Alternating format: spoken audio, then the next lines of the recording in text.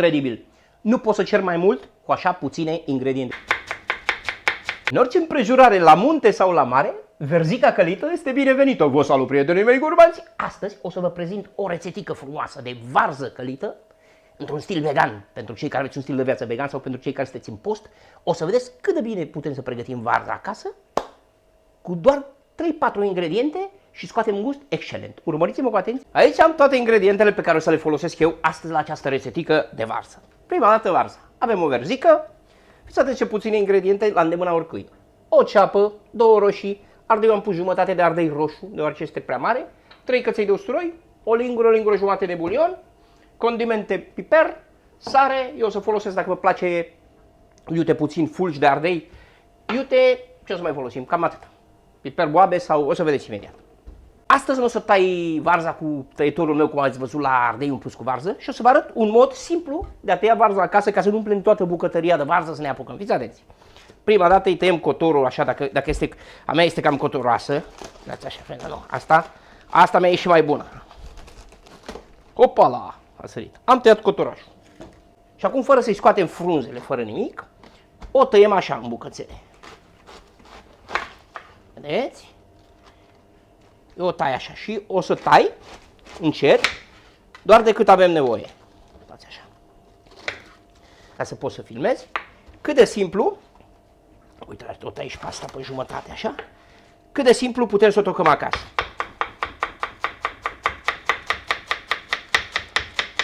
Cu cât o tăiați mai mărunt, cu atât o să facem verzica noastră mai bine. Gata, am terminat cu varza. Acum luăm ceapa imediat și o tăiem la fel ca și varza. O tai pe jumătate, este cam măricică, și o tăiem pe știșori. Am tăiat și ceapa, cu lacrimi în ochi, prietenii mei gurmanți, am tăiat-o pe știșori. La fel ca pe varză. Dacă vreți, uitați, vedeți cum am tăiat eu? Filmează aici, te rog. Am tăiat așa, pe știșori. Dacă vreți, puteți să o tăiați, să o tocați mărunt. Cum iau un cățel de usturoi și îl toc și pe el mărunt. Doar unul la început. Vedeți, acesta eu o să-l pun la început aici cu ceapa, să impregnăm puțin mirosul și aroma de usturoi în varză și tot, și pe ceilalți doi o să-i pun la sfârșit. Haideți să începem să pregătim mâncarea. Iau o cratiță și o pun aici la foc. Îi adăugăm ulei, ulei de care aveți voi la îndemână, floarea soarelui sau ulei de măsline. Când uleiul s-a încălzit, îi adăugăm ceapa și usturoiul. Le amestecăm și le lăsăm puțin să se rumenească ceapa. Să vedeți ce mâncărică bună o să scoatem aici, prietenii mei gurmanți, ținând cont că nu folosim carne, nimic special pentru prietenii mei gurmanți care au un stil de viață vegan și pentru cei care sunt în post și îmi cereți de atâtea ori mâncăruri delicioase, plus că acum suntem în sezon și varza o găsiți peste tot. Am lăsat ceapa aproximativ 1 minut, 2, să schimbe puțin culoarea, să moaie, și acum îi adăugăm varza câte puțin. Nu o pun toată, varza știți că o să scadă, deși puteți să folosiți o cratiță mai mare. Eu am vrut să folosesc asta mică, să rămână frumos la sfârșit. Amestecăm puțin cu ceapa, să nu rămână ceapa la fund. Mai pun varză. Am pus-o pe toată. Acum o lăsăm la foc mic. Îi pun capacul și o las puțin să scadă, ca să putem să o amestecăm bine. Între timp, noi trecem și pregătim celelalte ingrediente. Eu îmi strâng puțin la locul de muncă. Voi, prietenii mei gurmanți, dați un like, distribuiți rețetica cu prietenii voștri. Și dacă sunteți noi pe canalul meu la YouTube, abonați-vă la Sevi Acasă, Instagram, TikTok și Facebook la Sevi Acasă. Au trecut între 5 și 10 minute. Filmează aici să vadă, să audă. Da, uitați, varza își lasă apă. Vedeți? Acum depinde de varză. Una e mai cotoroasă, alta e mai puțin cotoroasă. În cazul meu și-a lăsat apă. Dacă nu-și lasă apă, dacă vedeți că nu-și lasă după 10 minute apă, o ajutați cu puțină apă. Eu ce fac? Este opțional. Puteți să-i puneți câteva boabe de piper aici. Îi pun câteva boabe de piper, așa. Dacă nu vreți să simțiți piperul prin varză, dar lăsăm să impregneze un gust bun, oricum la sfârșit eu o să o mai ajut cu piper. Acum ce facem? Luăm ardeiul și roșiile și le tăiem. Eu ardeiul o să-l tai tot așa, îl tăiem așa, asemănător cu varza. Am tăiat ardeiul, am tăiat și cei 2 căței de usturoi în cubulețe mici și acum luăm roșiile și pe ele o să le tai în cubulețe. Vedeți? Roșiile le tăiem așa în cubulețe. Una. Gătim, facem curat, dar și vorbim. Că mai îmi spune câte unii, Sevi, că vorbești prea mult. Păi dacă n-aș vorbi mult, prietenii mei gurmanți, cum v-aș explica eu vouă atâtea minunății aici? Stați un pic așa. Fiți atenți. După cum ați văzut, nu am pus bulion aici la început. Nu l-am pus. De ce? Dacă punem bulion, Nu e că nu se mai face varza, dar întârzie mai mult la fiert. Acum, când vedem că varza noastră s-a muiat, luați așa o bucățică și o probați, dar să vedeți, s-a muiat varza. Perfect. Acum puteți să facem două lucruri. Pentru persoanele în vârstă care au probleme de sănătate și nu au voie să mănânce prăjeli sau orice alt motiv, roșiile, ardeiul și usturoiul peste ele și o lingură de bulion. Le puneți toate aici. Dar eu, ca să adaug un gust în plus acestei mâncări, fac ceva special. Iau o tigaie și o pun la foc. Adaug puțin ulei, îmi deschid conservica de bulion. Când uleiul s-a încins, eu îi adaug usturoiul și amestecăm puțin. Iar acum luăm și îi adăugăm o lingură generoasă. Bulionul vine bine, o lingură și ceva de bulion. Vedeți?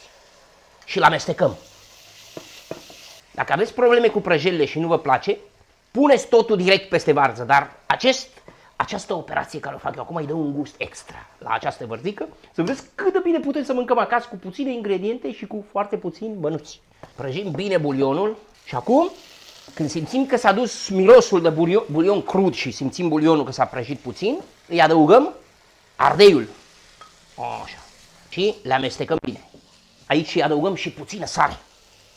Și lăsăm între 1 și 2 minute acest ardeiaș, 1 minut aproximativ, să se moaie puțin. Între timp mai amestecăm și verzica noastră, care este aproape gata. Aproape gata. Bun, acum îi adăugăm roșiile peste ardei. Le amestecăm și pe ele bine, să-și lase toată zeama, depinde cât de zemoase sunt roșiile noastre, vedeți? Le amestecăm bine. Îi adăugăm aici un pahar de apă, îi adaug, vedeți? Un pahar de apă, rece sau cald. Eu l-am aici rece pregătit. Bun. Astfel culoarea din bulion iese mai bine și le lăsăm puțin să înceapă să fiarbă. Cum până fierbe, ce facem? Putem să băgăm lingurița aici. Prima dată începem să o condimentăm și iau piper. Voi puneți-l după gust, așa, aproximativ jumătate de linguriță de piper. Fulgi de ardei, dulci sau picant, ne ajută și la culoare puțin, eu pun așa. Punem sare, punem și o linguriță de sare, la fel după gust, am pus sare și aici. Și acum adăugăm sosul peste varza noastră. Am amestecat bine, aici mai pun puțină pică, să spălăm toată crăticioara așa. E păcat să aruncăm ingredientele noastre. Oi, prietenii mei, îl punem pe tot aici. Ce vreau să vă spun? Aici apa niciodată nu trebuie să astupe varza. Noi avem nevoie de o varză scăzută. Să fie, da? Vedeți câtă apă am eu? Ați văzut? Așa. Și acum ce facem?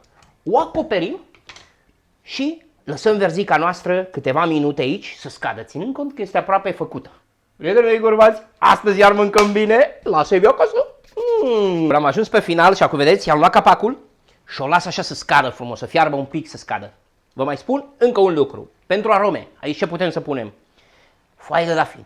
Dacă vă place foaie de dafin sau încă ceva, dacă vă place chimionul, chimion, nu chimen, puneți jumătate de linguriță de chimion sau după gustul vostru. Da? Pentru că văd în comentarii chimionul și chimenul, prietenii mei gurmați, nu sunt același lucru.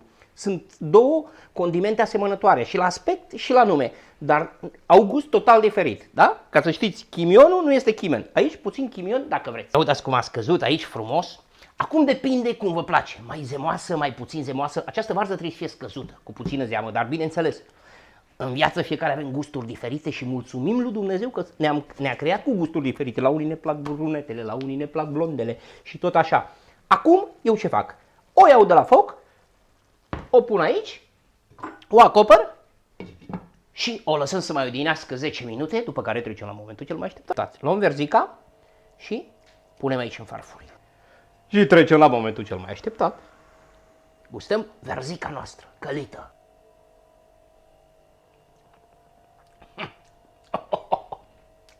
Prietenii mei gurbați, excelentă! Dați-i gustul de sare, de piper și v-am spus, dacă vă place chimionul, puneți chimion, eu i-am pus puțin chimion și este excelentă. Pentru alte rețete vegane, urmăriți-mă în YouTube la Sebiu acasă. Nu uitați unde v-ați aflat, sunteți iubiți. Ne vedem într-un nou video. Bye, bye! Urmăriți-mă și în TikTok și în Instagram la Sebiu acasă.